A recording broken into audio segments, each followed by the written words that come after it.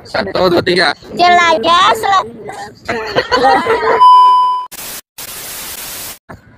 Satu, dua, tiga. jelajah sejarah Datuk. Yes. Assalamualaikum warahmatullahi wabarakatuh. Sahabat jelajah sejarah Datuk, di episode kali ini, kami tim jelajah sejarah Datuk, setelah menelusuri jejak kisah sejarah Teluk Raja Bagalung, kami melakukan penjelajahan sekaligus ziarah ke komplek makam Sultan Suryansyah yang sudah tidak asing lagi bagi masyarakat Banjar. Tetapi tahukah sahabat, jika kita kilas balik ke belakang sampai sekarang, awal mula kisah sejarah atau alur cerita dimulai dari Kerajaan Daha sampai berdirinya Kerajaan Banjar, ternyata ada beberapa macam versi sudut pandang yang berbeda.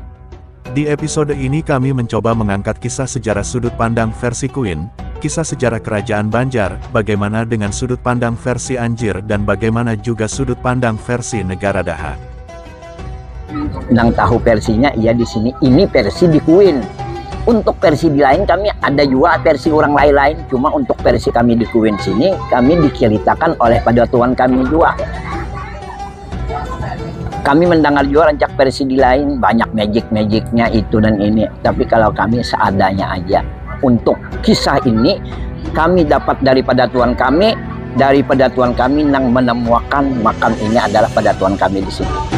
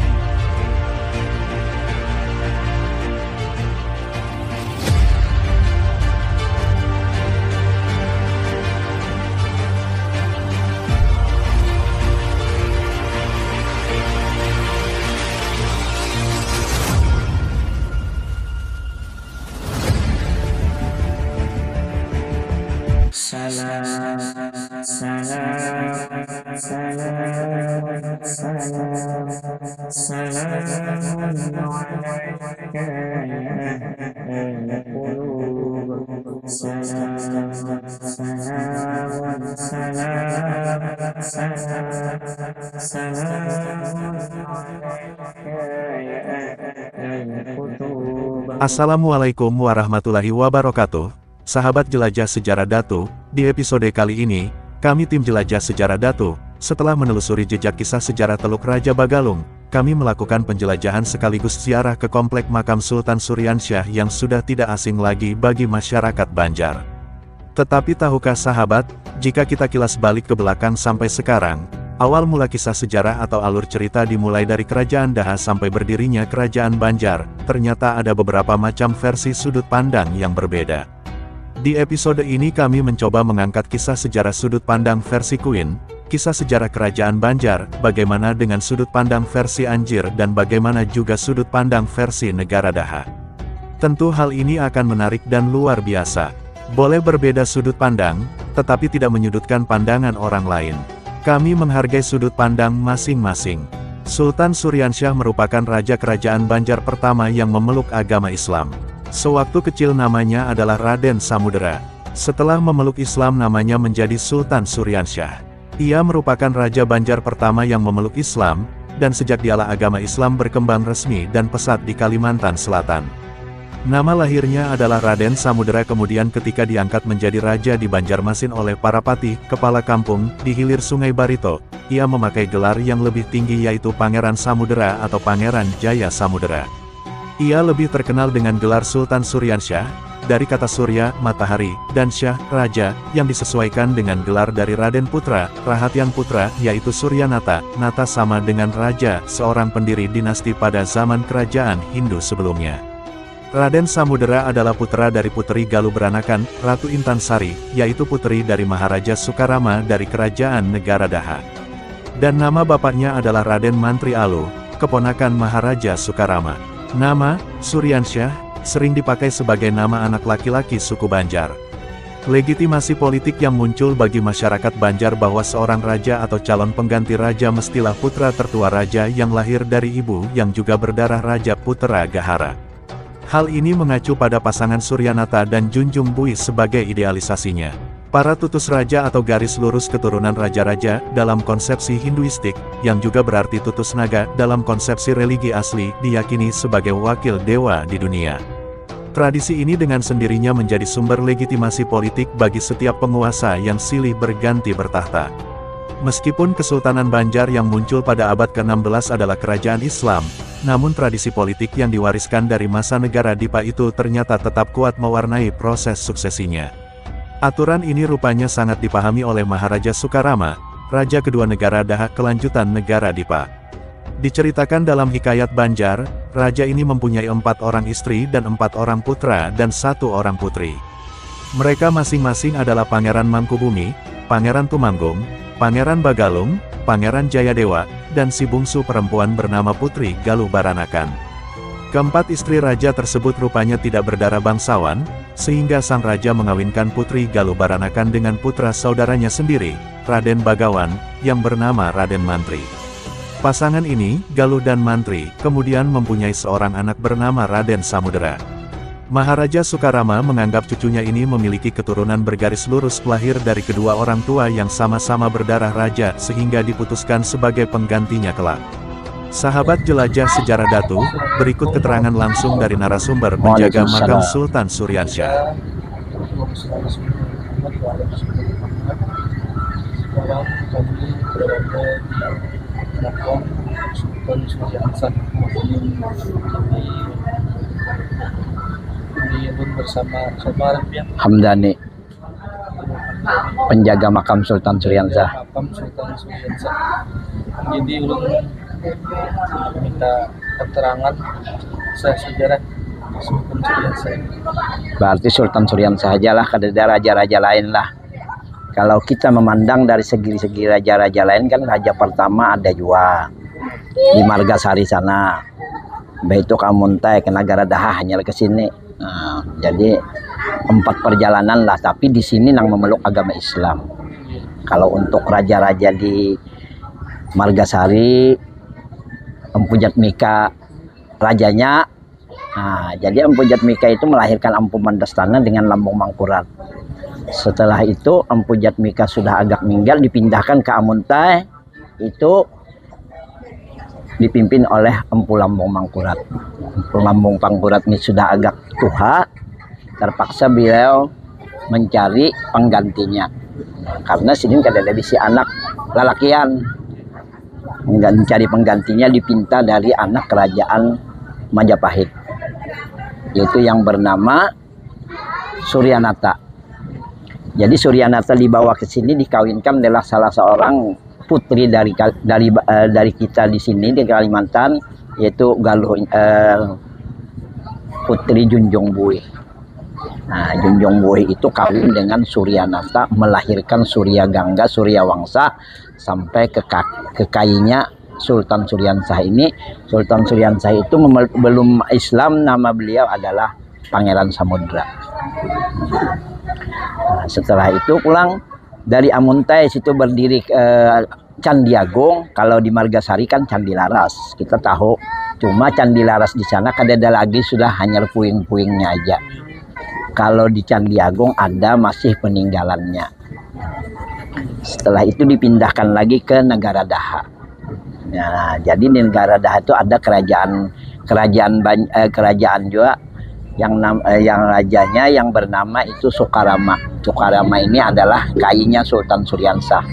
Kainya Sultan Suryansyah ini mempunyai anak 2 orang, yaitu Jaladewa dengan Galuh Intansari. Nah, Galuh Intansari ini adalah orang tuanya Pangeran Samudra. Setelah itu karena istilah bergejolak di negara Daha, karena Sukarama itu menitahkan apabila aku kada ada lagi karena maka Pangeran Samudra ini menggantikan aku. Setelah itu bergejolak di kerajaan negara Daha, karena di negara Daha itu ada juga anak sidin, yaitu bini lain lah, yaitu Pangeran Tumanggung dengan Mangkubumi. Nah, itu nang hendak membunuh Sultan Suryansyah ini. Pangeran Samudra ini hendak dibunuh, akan tetapi mengetahui ibunya, mamanya mengetahui, dibawa ke Banjar sini. Tepatnya digaduh di Patih Mohor sana, di Anjir, ada sana namanya Patih Mohor. Jadi Sultan Suryahansyah ini dipelihara oleh Patih Mohor, dijaga oleh Patih Balit, Patih Belitung dengan Patih Kuin. 4 patih yang menjaga beliau. Sudah agak dewasa, sudah bisa istilahnya ya dewasa lah. Ya ibaratnya sudah bisa dikawinkan. Akhirnya beliau dinobatkan sebagai raja di sini. Dahulu Sidin itu mengolah istana. Jadi istana itu diolah di sini. Akhirnya beliau mendirikan kerajaan. Kerajaan ini adalah ya yang namanya mendirikan kerajaan. Sidin kadang juga bisi pasukan. Nah, akan tetapi Tumenggung dengan Mangkubumi mengetahui diserang oleh Mangkubumi ke sini karena negara Daha kan banyak tentaranya. Akhirnya beliau kalah. Kekalahan beliau ini adalah salah satu ada hikmahnya. Akhirnya Sidin kalah. Sidin terpaksa mengungsi ke daerah mencari Juliat Sidin, yaitu kerajaan Majapahit. Akan tetapi kerajaan Majapahit di abad ke-11 kedada lagi sudah. Sedangkan Sidin ke Jawa itu adalah abad ke-15. Jadi sudah beberapa tahun, sudah 300 tahun lebih kedadanya. Ketemu kerajaan Islam pertama yaitu di Jawa, kerajaan Demak. Nah, jadi Sidin bertamu lawan kerajaan Demak, akhirnya beliau di situ mengabdikan diri lah. Nangarannya di kerajaan orang terpaksa apa jalur orangai. Akhirnya Sidin kada serta merta juga memeluk agama Islam, pasti belajar dulu. Belajar hukum-hukum Islam, apa nang istilahnya ya dilajarkan orang di Demak situ, Sidin mudah menyerap. Akhirnya sudah matang Sidin memeluk agama Islam, sudah kembali ke sini dengan catatan orang Demak membantu untuk merebut kerajaan kembali di sini. Akhirnya beliau membawa pasukan juga. Nah, membawa pasukan juga dari Demak, konon kabarnya entah 300 atau 3000 kita kada tahu lah. Cuma yang jelas dulu ceritanya membawa pasukan ke sini untuk merebut kerajaan di sini. Akhirnya kerajaan di sini dapat direbut oleh Sidin, dibantu oleh salah seorang ulama besar yaitu dari Demak, yaitu Hatib Dayyan. Hatib Dayyan itulah yang membantu Sidin di sini mengajarkan agama Islam, segala macam hukum Islam ke seluruh Kalimantan. Sidin mengajarkan. Karena Kalimantan ini sebelum merdeka kan cuma satu aja, Borneo aja dulu. Nah, Sidin menguasai. Nah, jadi Sidin menguasai di daerah pesisir pantai. Akhirnya beliau mengajarkan ke seluruh Kalimantan. Apa sebab? Karena biasanya orang Sarawak, orang Sabah, orang Malaysia, Kuching, bahkan Brunei Darussalam ke sini. Kami tanya karena sini penunggu di sini apa tujuan mau maelang itu, mau jalan ke tempat Datuk, karena dulu bercerita Datuk beliau bahwa Datuk kami ya di sini di Banjar sini yaitu Sultan Suryahansyah. Kemungkinan besar Sidin entah babini kah atau apa, kita Allah alam kada tahu, ada menurunkan juriat-juriat banyak. Akhirnya beliau ini selama tahun 1526 mengajarkan sampai 1546. Beliau mengajarkan selama 20 tahun, tidak ada lain tidak bukan menggodok agama Islam wara. Karena Sidin raja. Akhirnya beliau 20 tahun mengajarkan agama Islam, meninggal Sidin pada tahun 1546. Digantikan ulang oleh anak Sidin yaitu yang bernama Pangeran Rahmatullah. Nah, Pangeran Rahmatullah di sana makamnya. Pangeran Rahmatullah tidak lain tidak bukan tetap mengajarkan agama Islam selama tahun 1546 sampai tahun 1570. Nah, jadi hampir 24 tahun mengajarkan agama Islam. Akhirnya Pangeran Rahmatullah ini meninggal pulang, digantikan pulang oleh anak Pangeran Rahmatullah, yaitu cucu dari Sultan Suryahansyah, yaitu Pangeran Hidayatullah. Tahun 1570 sampai tahun 1590 tidak lain tidak bukan mengajarkan agama Islam. Terus akhirnya meninggal tahun 1590 digantikan pulang oleh cicit beliau, yaitu yang namanya Musta'im Billah. Sejak Musta'im Billah itu Belanda datang. Jadi Belanda datang itu tidak lain tidak bukan inya mengajarkan agama Nasrani juga, hendak memecah belah nangarannya Belanda. Kita mungkin tahu membayangkan. Akhirnya Sidin kalah pulang Musta'im Billah nih. Musta'im Billah kekalahan beliau nih di sini diporak-porandakan istana di sini dulu, di sini istana diporak-porandakan oleh Belanda, habis sini jadi hutan ditinggalkan oleh orang kampung sini. Orang kampung sini meninggalkan seluruhnya, akhirnya di sini jadi hutan. Pindah mengungsi ke daerah Kayu Tangi, sekarang kita kenal dengan Martapura. Dulu Martapura itu Kayu Tangi namanya. Nah, jadi mengungsi ke daerah Kayu Tangi, sekarang kita dikenal dengan Martapura. Di sanalah pulang kerajaan Banjar tumbuh. Nah, konon kabarnya di situ sampai Pangeran Antasari itu 17 pangeran. Kami kada kau lagi mengesahkan lang, cuma untuk kisah ini kami dapat daripada Tuhan kami, yang menemukan makam ini adalah pada Tuhan kami di sini. Jadi akhirnya di sini hutan. Nah, Musta'im Billah dari pindah ke Kayu Tangi yaitu di Martapura, mungkin ada makamnya di Martapura Ilir kalau kada salah ada situ. Jadi Musta'im Billah dengan Sailullahnya Bagiringan raja keempat dan kelimanya di situ. Ada di sini Sultan Suryansah pertama jadi raja, yang kedua menggantikan Pangeran Rahmatullah, yang ketiga Hidayatullah. Di sini 3 raja aja. Nah, jadi kami yang di Martapura itu kada tahu lagi sudah. Yang tahu versinya iya di sini. Ini versi di Kuin. Untuk versi di lain kami ada juga versi orang lain-lain. Cuma untuk versi kami di Kuin sini kami diceritakan oleh pada Tuhan kami juga. Kami mendengar juga rancak versi di lain, banyak magic-magicnya itu dan ini. Tapi kalau kami seadanya aja.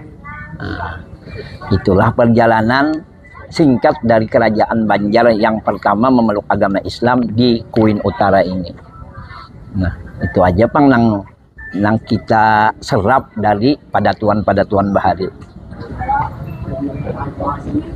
Kalau Pak, kita lah yang ibarat hubungannya dengan Raja Begalung, tahu lah ya.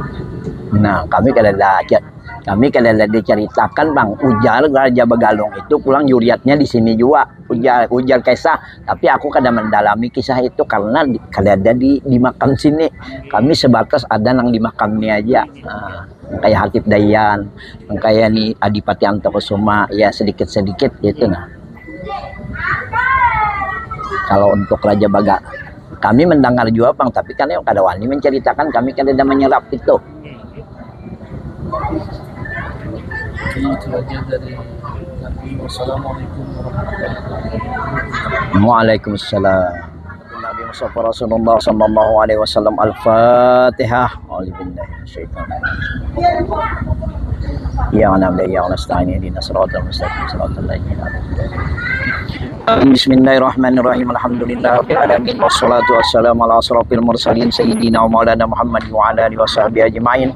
Allahumma antas salam minkas salam wa alaikum salam fahina rabbana bisalam dakhana jannata dasam tabarak rabbana wa ta'ala ya jal jalali wal ikram. Allahumma inna nas'aluka salatan tunjina biham jami' ahwali wal afat wa taqdirana biham jami'il hajat wa tutahhiruna biham jami'is syai'at wa tarfa'una bi innaka lad darajat tuballighuna bi aqsarayat jamil khairat fil hayati wa ba'dal mamati ya arhamar rahimin. Allahumma inna nas'aluka salamatan fid din wa afiyatan fil jasad wa ziyadatan fi ilmi wa barakatan fil rizqi wa tawbatan qabla al maut wa rahmatan lil maut wa maghfiratan ba'dal maut. Allahumma hawwin alaina fi syaqaratil maut wan najatin nan nar wa qannal hisab. Allahumma aftalana wa bil khairi wa abwaba barakati wa bin ni'mati wa abwaba rizqi wa abwaba quwwati wa abwaba sihhati wa abwaba sihhati wa abwaba salamati bil afiyati wa abwaba jannah. Allahumma afina min kulli bala dunya wa ajabil akhirah. wa syarrad dunya wa syarril akhirah. Ghafarallahu lana wa lahum bi rahmatika ya arhamar rahimin. Rabbana hab lana min azwajina wa dzurriyyatina qurrata a'yun waj'alna lil muttaqina imama. Rabbana atina fid dunya hasanah wa fil akhirati hasanah wa qina adzabannar. Wa sallallahu ala khairi khalqihi sayyidina Muhammad wa ala alihi washabihi wasallam. Subhana rabbika rabbil izzati amma yasifun wa salamun alal mursalin walhamdulillahi rabbil alamin. Taqabbalallahu minkum. Allahu asyhadu anna Muhammadar Rasulullah. Allahumma shalli ala sayyidina Muhammad. Dipanjangkan umur, disehatkan badan, dijauhkan segala penyakit apapun di badan, dijauhkan segala kesusahan, diberikan kekuatan, kesehatan, keselamatan, serta diberikan rezeki yang banyak dan diberikan keluarga anak yang soleh-solehah, keluarga yang sakinah mawaddah warahmah.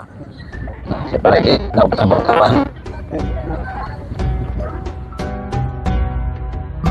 Nah, dan ini kami sudah berada di makam Sultan Suryansyah, dan di samping Sidin Ratu Sultan Suryansyah.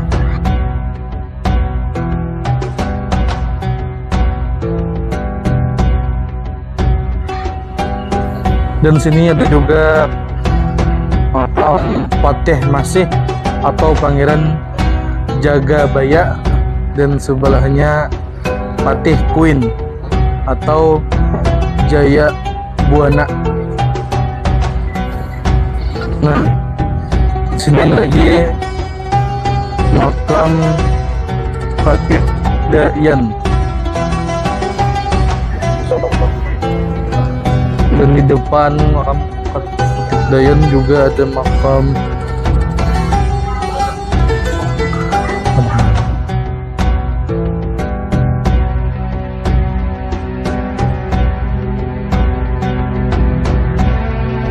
Patih Masih wafat pada awal abad ke-16. Nama sebenarnya adalah Kiai Pangeran Jagabaya. Beliau keturunan Patih Simbar Laut Sang Panimba Segara. Diceritakan, Jagabaya adalah seorang pemimpin Dayak Melayu yang arif, terkenal pemberani dan sakti mandraguna. Bahkan, seorang saudagar kaya yang dermawan. Buktinya, beliau menyerahkan seluruh hartanya, rumah, perabot hingga pengawal pribadinya kepada Pangeran Samudera, Sultan Suryansyah, untuk membangun sebuah pemerintahan kecil di Kampung Kuin. Tak hanya sampai di situ, Jagabaya juga memiliki banyak pengalaman berhubungan dengan berbagai bangsa dan suku. Menguasai banyak bahasa, mengenal pelosok Nusantara hingga mancanegara. Lalu, tidak jauh berbeda dengan leluhurnya, Jagabaya konon memiliki sejumlah kesaktian. Patih Kuin adalah kepala kampung Kuin yang meninggal pada abad ke-16, dan makam beliau satu pagar dengan Patih Masih. Beliaulah yang menemukan Raden Samudera kecil dan memeliharanya sebagai anak angkat.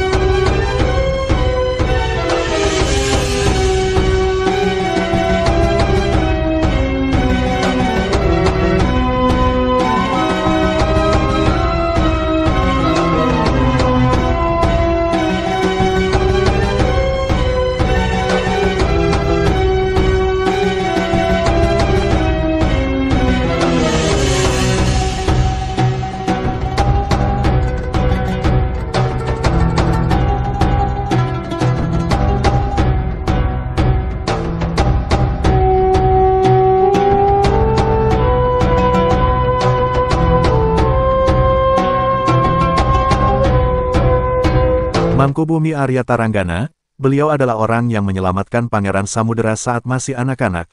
Saat itu Pangeran Samudera atau Pangeran Suryansyah dimusuhi oleh pamannya sendiri yaitu Pangeran Tumenggung. Beliau setia mengikuti jejak Pangeran Samudera sampai berdirinya Kerajaan Banjar dan beliau diangkat sebagai Mangkubumi Kerajaan Banjar.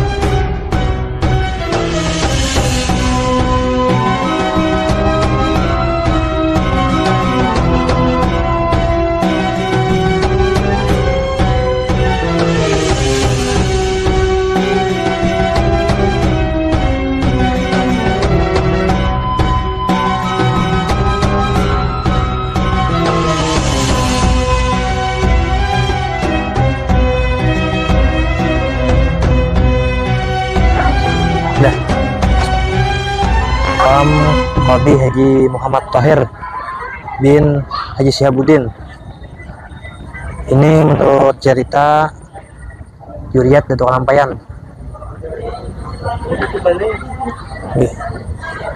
Itu ada juga makam Datu Balai atau guru ngaji.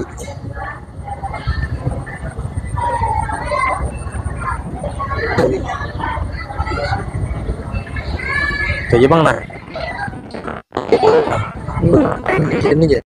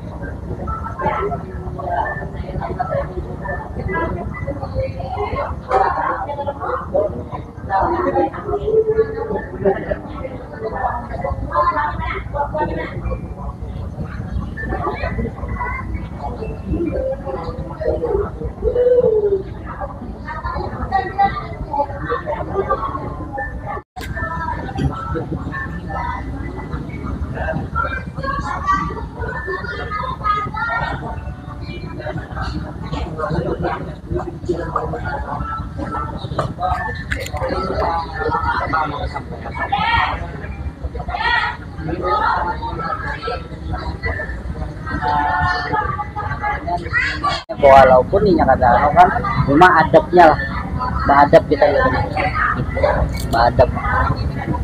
Masalah sejarah tadi itu bisa diputar-putar balikan fakta. Itu sebabnya ada Belanda nang ampun ulahan sejarah. Nah iyanya si ini raja Banjar, orang diselamatkan di sini. Lawan ada hubungannya lawan Diamuntai. Nah, Candi Laras itu kan di rantau lah. Candi Laras. Candi Laras penemuannya lah sebelum Jadi penyebarannya ini nang ini memang Islamnya pang terlalu pada sidin ini menyebarkan sidin nang berjuang menyebarkan Islam ini pulang hendak seluruh Kalimantan. Menyebarkan perjuangan sini ini luar biasa.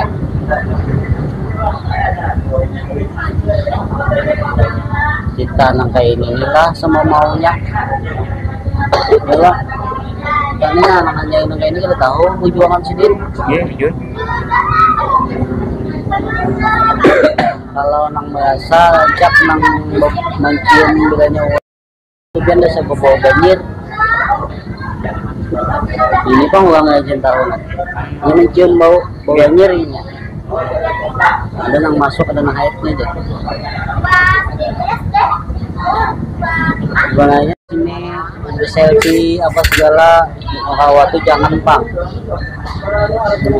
Apalagi bergambar karena kita kan tahu diadab lah membelakangi.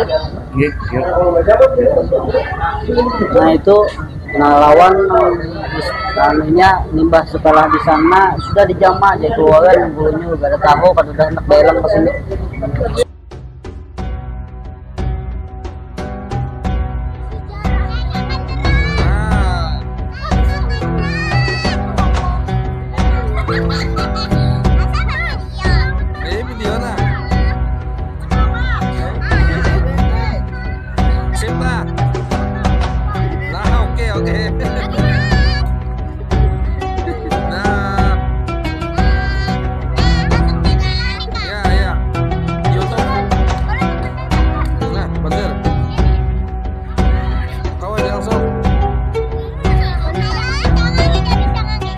Satu, dua, tiga. Jelajah Satu, dua, tiga. jelajah sejarah Datuk. Yes.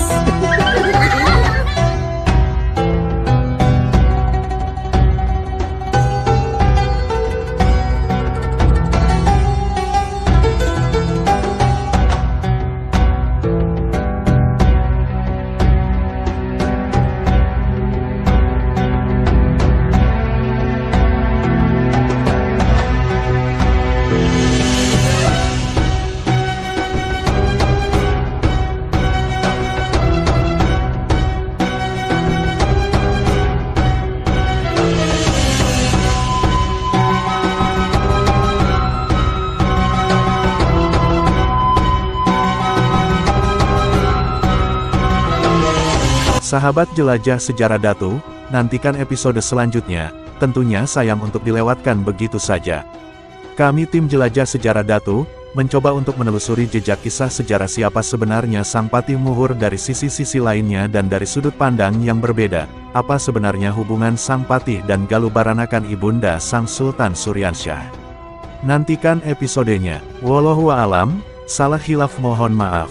Jelajah sejarah Datu, 1001 kisah Datu-Datu, Habaib, ulama di Kalimantan.